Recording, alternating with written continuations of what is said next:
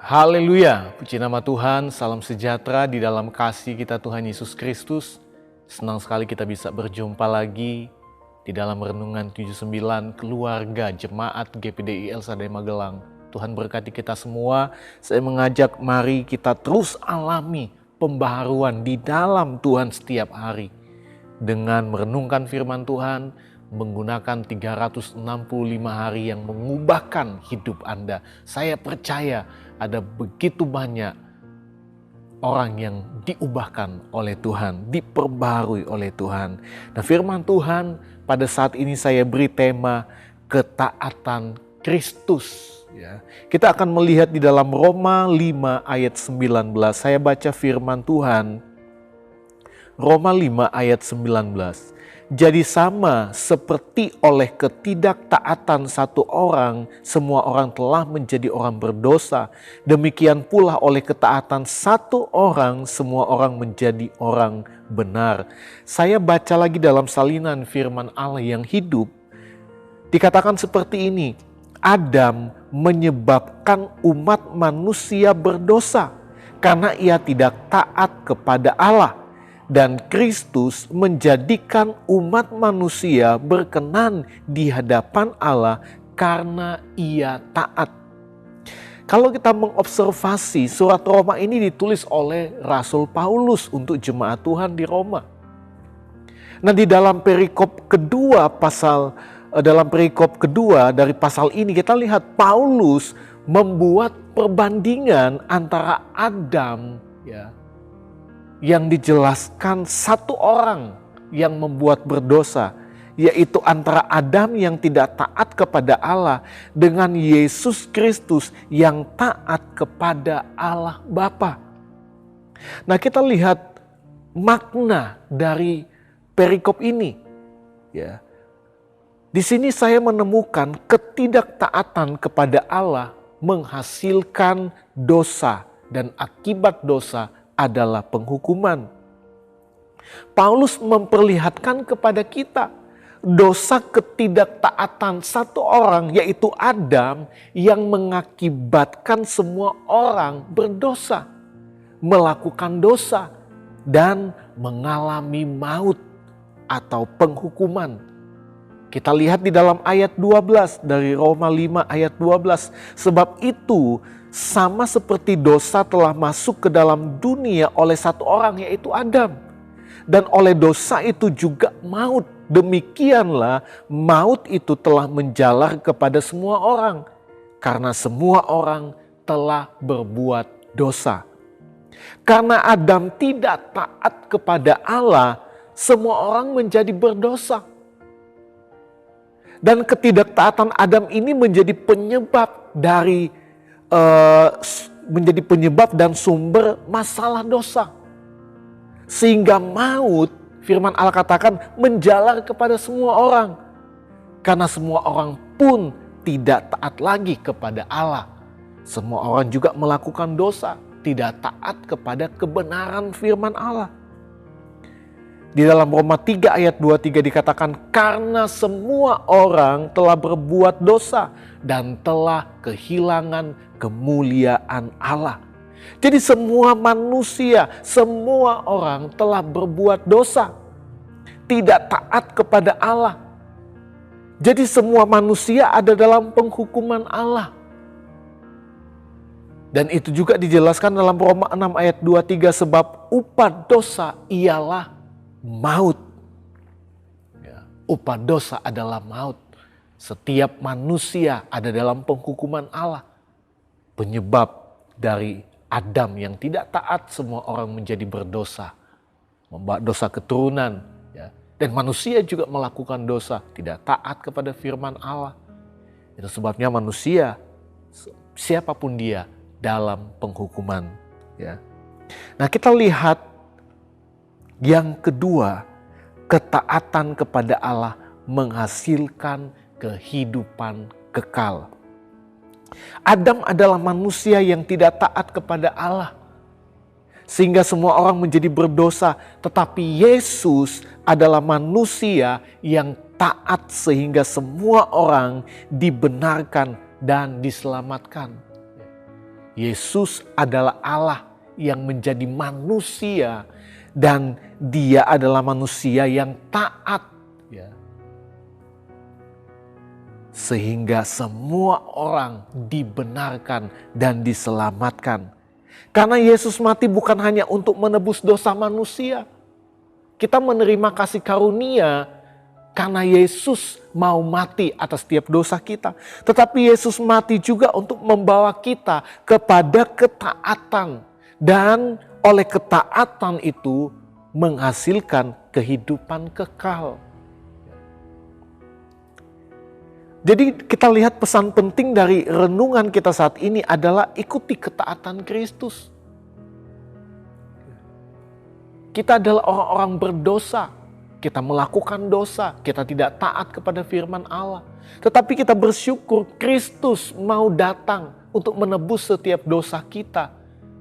Dan ketaatannya membawa kita kepada ketaatan untuk memperoleh kehidupan kekal. Nah itu sebabnya kita harus taat kepada Tuhan. Kita adalah orang-orang yang sudah ditarik dari lumpur dosa ya, oleh kasih karunia Allah. Kita harus hidup taat kepada Tuhan.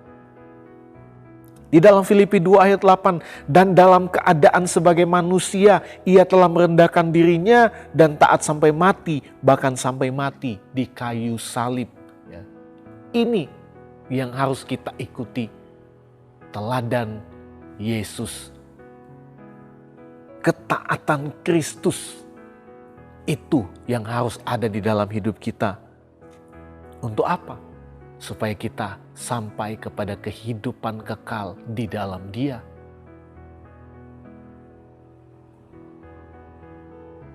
Apa yang harus kita terapkan di dalam hidup kita? Yang harus kita aplikasikan dalam hidup kita sebagai orang percaya, sebagai anak Tuhan. Ya. Taat kepada firman Allah. Ketaatan dalam bagian ini menunjuk kepada ketaatan terhadap firman Allah dan taat kepada kehendaknya. Di dalam Yakobus 1 ayat 22 dikatakan, tetapi hendaklah kamu menjadi pelaku. Ya, menjadi pelaku firman dan bukan hanya pendengar saja. Sebab jika tidak demikian, kamu menipu diri sendiri. Ya. Taat kepada firman Allah. Kita baca lagi dalam Filipi 2 ayat 12. Hai saudara-saudaraku yang kekasih, kamu senantiasa taat, karena itu tetaplah kerjakan keselamatanmu dengan takut dan gentar. Bukan saja seperti waktu aku masih hadir, tetapi terlebih pula sekarang waktu aku tidak hadir. Kerjakan keselamatanmu, itu adalah ketaatan yang harus kita tunjukkan di dalam hidup kita, supaya kita memperoleh kehidupan kekal. Saya mau katakan kita memang adalah orang-orang yang sudah diselamatkan. Setiap orang bersyukur karena Kristus mau datang untuk mati atas setiap dosa kita. Ya artinya hanya oleh kasih karunia kita nggak melakukan apa-apa sehingga kita bebas dari penghukuman itu. Hanya oleh kasih karunia kita diselamatkan. Tetapi ingat, ketika kita sudah diselamatkan, kita sudah diangkat dari lumpur dosa oleh kasih karunia, yang Tuhan mau dalam hidup kita adalah ketaatan kepadanya. Dan Kristus sudah menunjukkan ketaatan yang harus kita lakukan di dalam hidup kita. Sama seperti Paulus katakan, ketaatan itu adalah bagaimana kita mengerjakan keselamatan itu dengan takut dan gentar. Ya artinya bagaimana hidup kita mau tetap terus setia beribadah, tetap taat melakukan firman Tuhan. Taat di dalam kehendaknya, taat dalam melayani Tuhan. Banyak hal ya, berbicara tentang ketaatan di dalam Dia. Dan itu sudah ditunjukkan oleh Yesus sendiri, oleh Kristus sendiri. Dan saya percaya ketaatan Kristus kalau ada di dalam hidup kita, kita adalah orang-orang yang akan menikmati kehidupan kekal bersama-sama dengan Tuhan.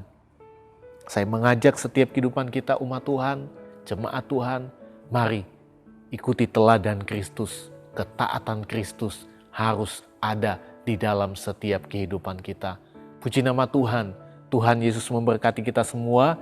Terima kasih Bapak Ibu, Saudara-saudari yang telah mengikuti Renungan 79. Kiranya setiap renungan yang sudah kita dengar dapat menjadi berkat bagi kita semua, memberi kita kekuatan dan membawa kita kepada pembaruan setiap hari di dalam Tuhan.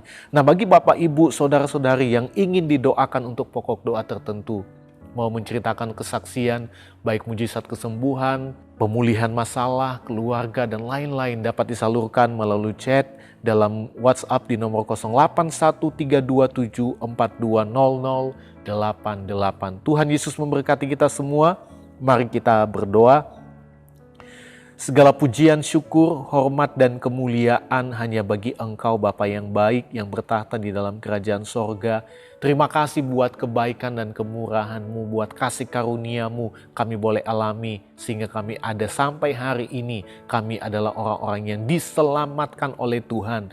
Dan sebagai orang yang diselamatkan oleh Tuhan, kami mau mengikuti teladan-Mu Tuhan, ketaatan Kristus. Kami mau itu ada di dalam hidup kami, supaya kami sampai kepada janji-Mu, ada kehidupan kekal bagi setiap umat Tuhan yang taat kepada-Mu Tuhan. Terima kasih Tuhan buat firman-Mu. Terima kasih Bapa yang baik. Hamba berdoa berkati seluruh jemaat Tuhan GPDI El Shaddai Magelang. Dari anak-anak, remaja, pemuda, dewasa Tuhan, orang tua diberkati oleh Tuhan, diberkati pekerjaan mereka, diberkati studi mereka, diberkati di dalam setiap usaha mereka Tuhan. Rumah tangga diberkati. Kami percaya Tuhan mengerjakan banyak hal-hal yang luar biasa bagi jemaat Tuhan GPDI El Shaddai Magelang. Ajar mereka tetap setia dan taat hanya kepada-Mu Tuhan. Terima kasih Bapa yang baik. Roh Kudus itu adalah jaminan bagian keluarga jemaat GPDI El Shaddai Magelang. Sampai kami memperoleh seluruhnya, yaitu penebusan yang menjadikan kami milik Allah untuk memuji kemuliaan-Nya. Di dalam nama Tuhan Yesus Kristus kami berdoa, haleluya, amin.